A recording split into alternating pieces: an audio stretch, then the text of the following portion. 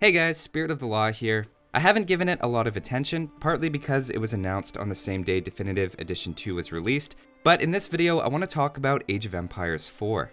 I'll summarize what we know so far, as well as give my opinion as primarily an Age 2 player on what I think about the direction the franchise seems to be heading in. Since the initial teaser, we've gotten a bit more information from a couple of interviews and a behind the scenes video that I'll be talking about as well. The first big thing we've learned is the game is set in the medieval time period. Now this was a bit controversial. Some people felt like that's already been done in Age of Empires 2. I have to admit the choice was initially a bit surprising to me.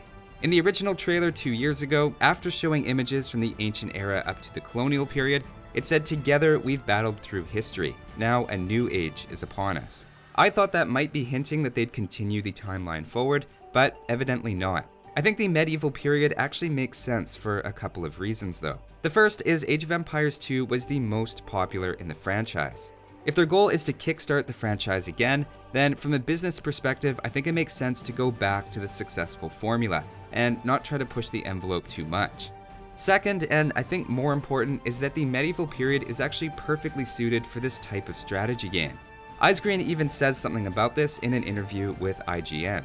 We love the medieval time period. It's so classically Age of Empires. We felt there was so many new stories that we could tell within that time space that we wanted to go back there for Age 4. Okay, can you tell me why you chose that? Part of it is the accessibility of that time period. Knights, castles, this kind of like wonderful balance between kind of the unit types. It's all something that we really loved in that time period, and we thought that there's so many stories to tell in that time period. And while I can't talk about campaign at all today, I really wish I could, but we're doing so many new things with campaign and how we approach history and how we tell and relate history to modern day, that it was an opportune time period for us to use in order to do those things. And so we went all over the place, believe me, like where do we set the game? And we finally centered on this just because of the wealth of stories that we could tell going into the future. Mm-hmm. Now personally, I'm more interested in gameplay than the setting for campaigns and stories. I think good stories can be told from any time period, but I like what he says about the accessibility and the balance between unit types. I've always thought the unit balance in medieval games was just more interesting than other time periods. I find there's something intuitive about archers, cavalry, and infantry all countering each other. And Age of Empires at its best is a real-time version of rock, paper, scissors, and I think medieval history provides that without having to stretch for it at all. The next thing I want to talk about is the graphics. I was a bit surprised by how many commenters said they thought it looked cartoonish. I would say Age of Empires Online is cartoonish in that it's not trying to look real. Textures look simple and proportions are exaggerated for a stylistic effect. In contrast, I would describe Age of Empires 4 as actually going for realism. The scale of the units compared to the buildings, for example, is certainly the most realistic from an Age game yet. It's never been a series that went for grittiness and hyper-realism, like Total War for example, and I think it would seem out of place to suddenly switch artistic direction like that.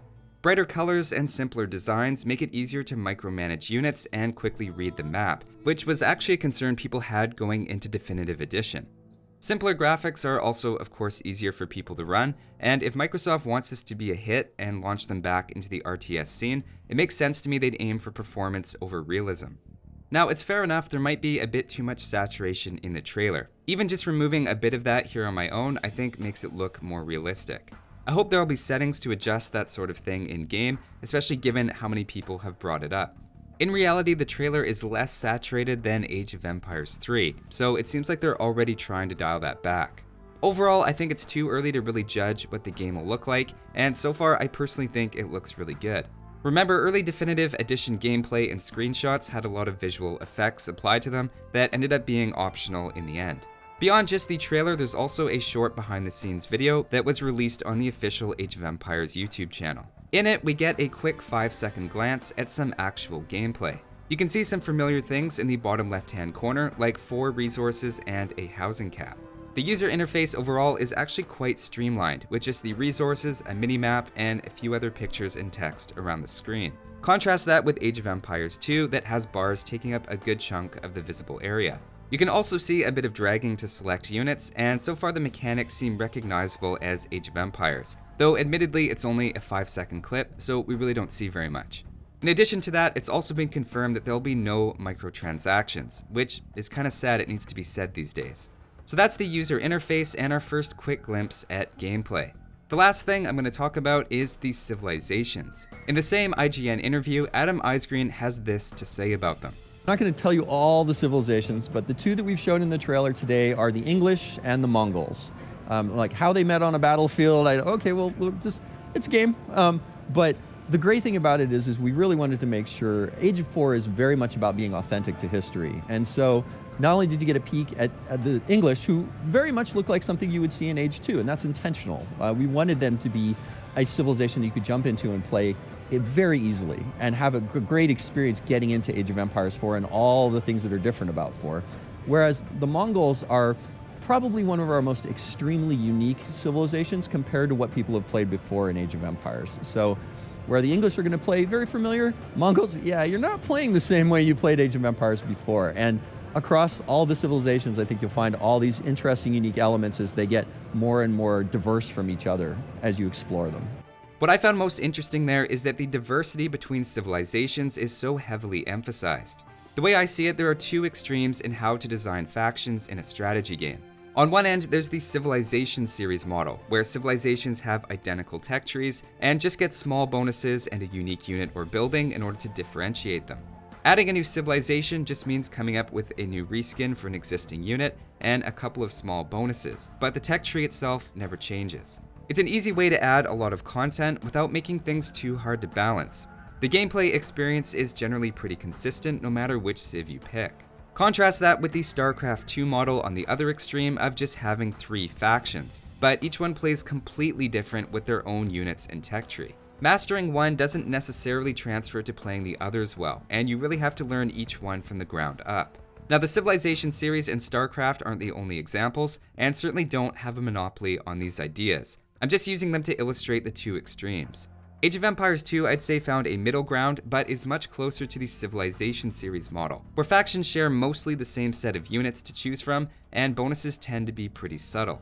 Cavalry is a bit of an exception when it comes to the American civilizations, but for the most part, the differences between civilizations comes down to how far each type of unit can be upgraded. Listen again to how the diversity of the civilizations in Age of Empires 4 is really being emphasized. The English are going to play very familiar. Mongols, yeah, you're not playing the same way you played Age of Empires before. And across all the civilizations, I think you'll find all these interesting, unique elements as they get more and more diverse from each other as you explore them. At this point, at least, it sounds like they're aiming a bit more toward the StarCraft 2 model of fewer factions with more unique playstyles.